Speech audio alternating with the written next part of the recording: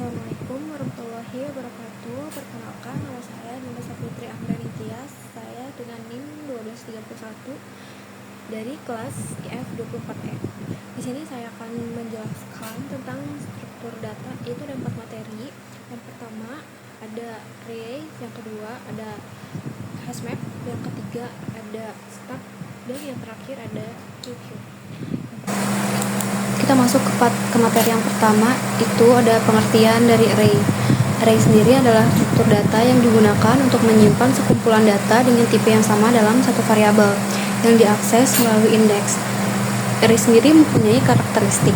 Yang pertama itu ada tipe data seragam atau semua elemen bertipe sama, lalu ada ukuran tetap saat dibuat, lalu ada indeks dimulai dari 0. Nah, selanjutnya kegunaan array dalam kehidupan sehari-hari itu tentu ada banyak, karena array sangat bermanfaat untuk menyimpan data dalam jumlah banyak yang memiliki pola, seperti daftar belanja, nilai siswa dalam satu kelas, data suhu harian, jumlah pengunjung toko per hari, dan jadwal kegiatan mingguan. Nah, di sini saya punya ilustrasi dari array-nya sendiri atau contohnya. Di sini ada indeks.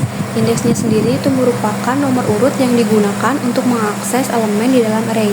Indeks selalu dimulai dari 0, bukan 1. Nah, di sini ada 5 barang. Karena kita dimulai dari 0, jadi jumlahnya ada 4. Nah, di sini barang itu merupakan data atau nilai yang disimpan dalam array. Pada contoh ini, barang-barang yang disimpan itu ada beras, ada gula, ada minyak, ada telur, dan ada sabun. Nah, cara kerja dari array-nya sendiri di sini kita bisa buat daftar belanja sama dengan beras, gula, minyak, telur, sabun, atau kita bisa membuat satu-satu. Seperti daftar belanja beras, lalu kita pilih lagi daftar belanja gula, dan seterusnya. Nah, lanjut di sini saya mempunyai contoh codingannya untuk array sendiri, yaitu studi kasusnya menyimpan dan menampilkan nilai ujian siswa. Kita masuk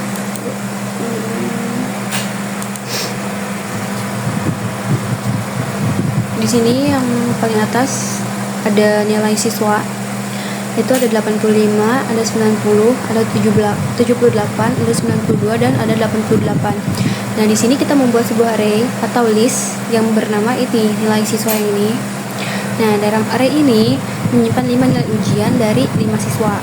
Nah, setiap nilai bisa diakses menggunakan indeks mulai dari 0 sampai 4. Nah, selanjutnya di sini ada menampilkan semua nilai. Nah, baris pertama itu mencetak judul untuk nilai siswa. Nah, lalu selanjutnya kita menggunakan perulangan atau loop untuk menampilkan nilai setiap siswa satu persatu. Nah, fungsi dari range yang ini sendiri itu akan menghasilkan angka 0 sampai 4 karena ada 5 siswa. Lalu pada iterasi. Nah, pada iterasi ini adalah indeks siswanya, sehingga nilai siswa I itu akan mengambil nilai ujian siswa ke 1. Nah, selanjutnya yang I plus 1 itu digunakan agar penomoran siswa dimulai dari 1, bukan dari 0. Nah, yang terakhir di sini ada menghitung rata-rata nilai. Nah, fungsi dari sum nilai siswa ini itu untuk menghitung jumlah siswa atau jumlah elemen yang ada di dalam array-nya sendiri.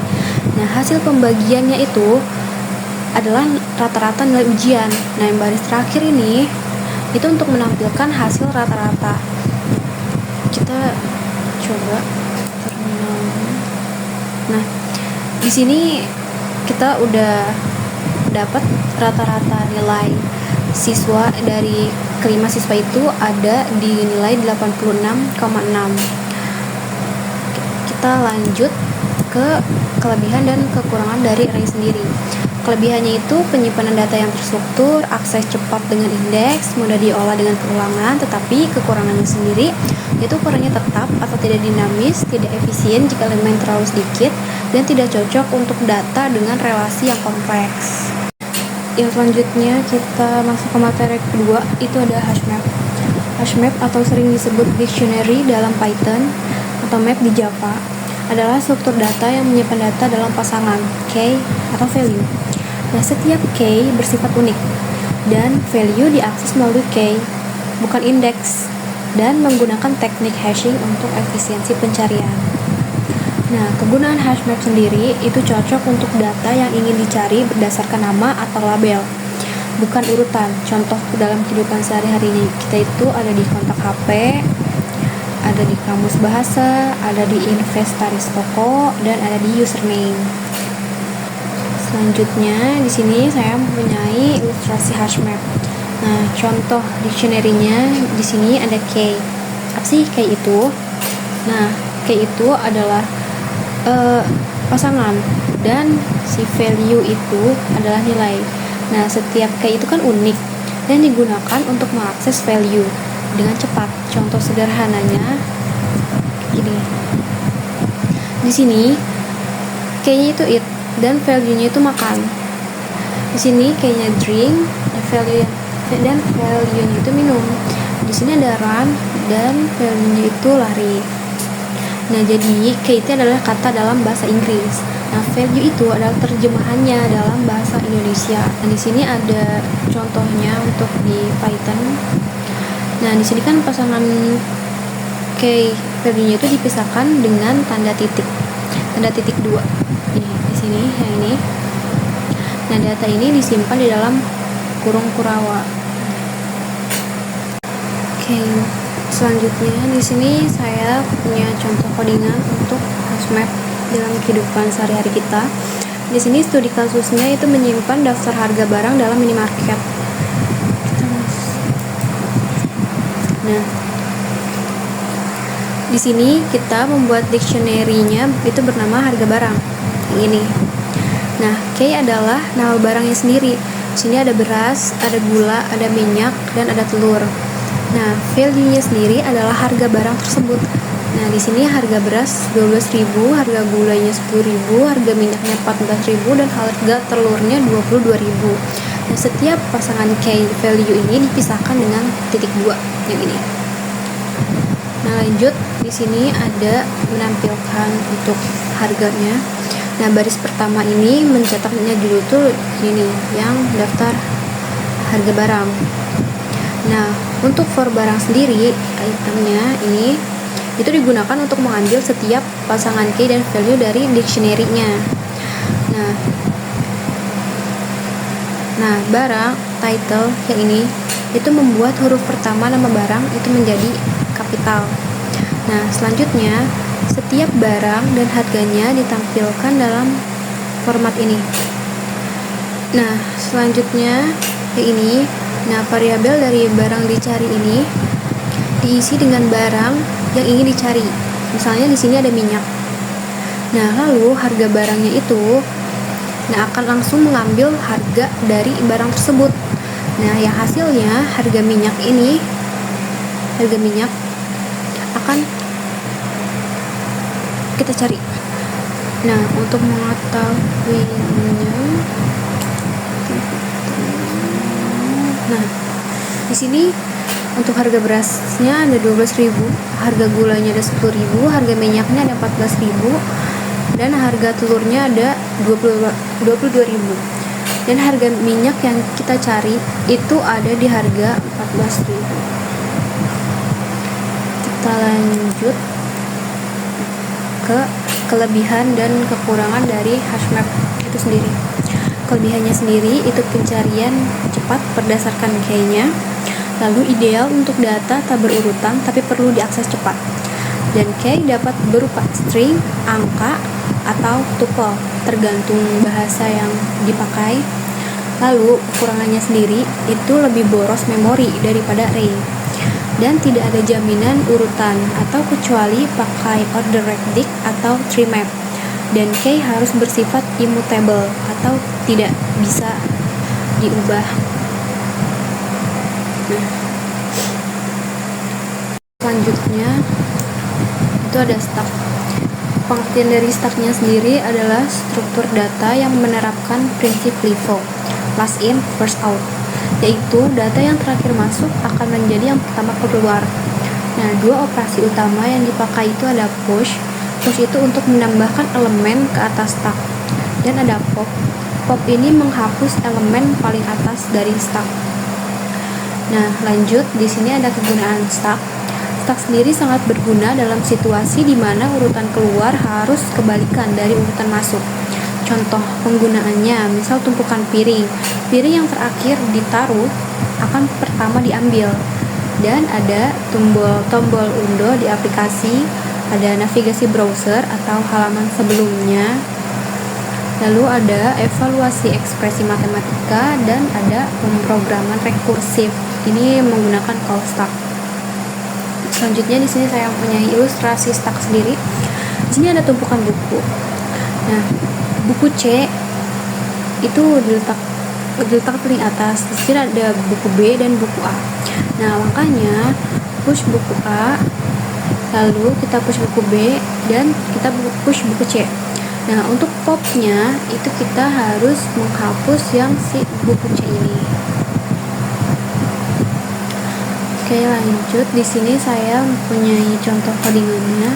Sini studi kasusnya itu fitur undo dalam aplikasi catatan.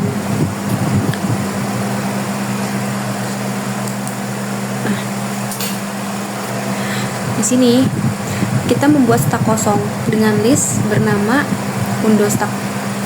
Nah, stack ini akan menyimpan riwayat aksi yang dilakukan oleh penggunanya. Nah, lalu di sini ada append. Append ini digunakan untuk menambahkan aksi ke dalam stack atau push. Nah, setiap aksi baru itu akan masuk ke paling atas atau tumpukan terakhir. Nah, selanjutnya di sini, nah ini tuh untuk menampilkan seluruh aksi yang sudah dilakukan, urut dari yang pertama sampai terakhir. Di sini ada undo pop atau menghapus aksi terakhir. Nah, pop ini digunakan untuk menghapus aksi terakhir dari stack atau dari si undonya ini. Nah, aksi yang terakhir dilakukan akan dibatalkan atau diambil keluar dari stacknya. Nah, yang selanjutnya ini yang riwayat aksi sekarang. Ini untuk menampilkan riwayat aksi setelah satu aksi terakhir dibatalkan. Dan stack sekarangnya ini itu berisi aksi-aksi sebelum aksi yang diundo.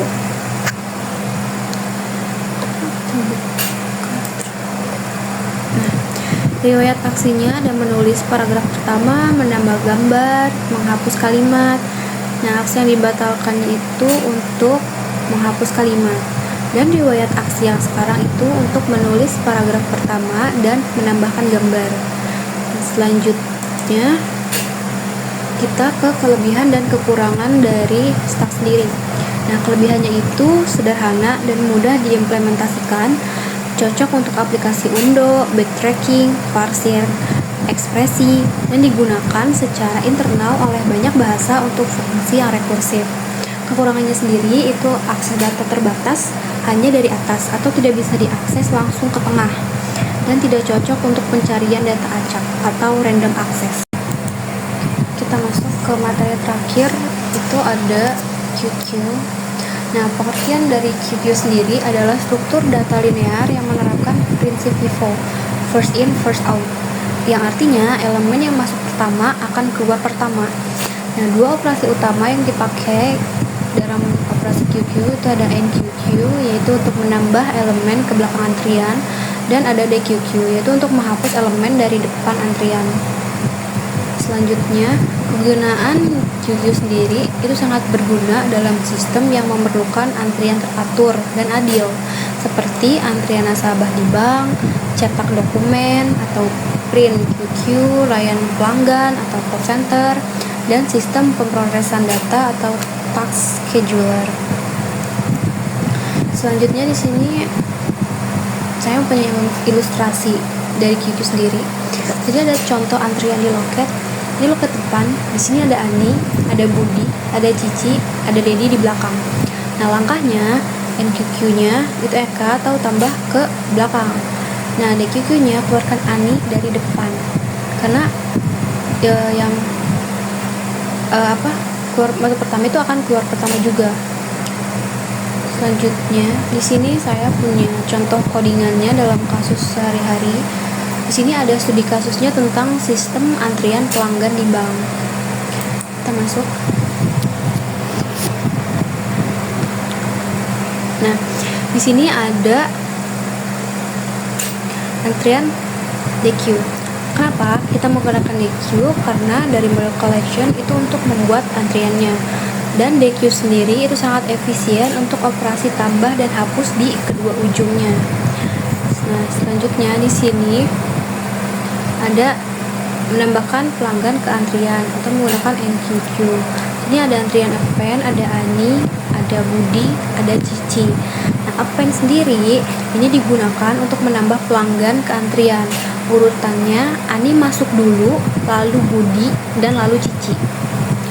Nah, lalu untuk menampilkan isi antriannya di sini kita menampilkan seluruh pelanggan yang sedang mengantri. Nah, hasilnya itu ada Ani, ada Budi, ada Cici atau sesuai urutan masuk. Nah, lalu melayani pelanggan pertama itu menggunakan DQQ. Nah, pop left ini digunakan untuk mengambil dan menghapus pelanggan paling depan dari antrian. Nah, Ani itu kan adalah pelanggan yang pertama masuk, jadi Ani yang pertama dilayani. Nah, lalu ada menampilkan antrian setelah melayani atau antrian sekarang. Nah, di sini untuk menampilkan sisa antrian setelah Ani dilayani. Dan sekarang antrian yang tersisa itu ada Budi dan ada Cici. Kita lihat.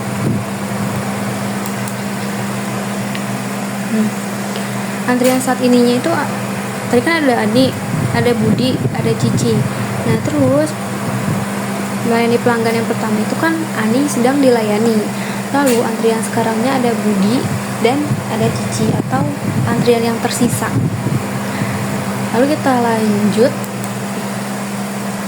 ke kelebihan dan kekurangan dari QQ sendiri. Kelebihannya sendiri itu menjaga urutan proses yang adil atau first come, first served. Cocok untuk sistem pemrosesan asinkron, ada trip, job scheduler, dan mudah diimplementasikan dengan DQ di Python. Kekurangannya sendiri, akses hanya terbatas pada ujung depan dan belakang. Tidak cocok untuk pencarian elemen tidak cocok untuk pencarian elemen tertentu secara cepat dan fixed size jika tidak pakai struktur dinamis.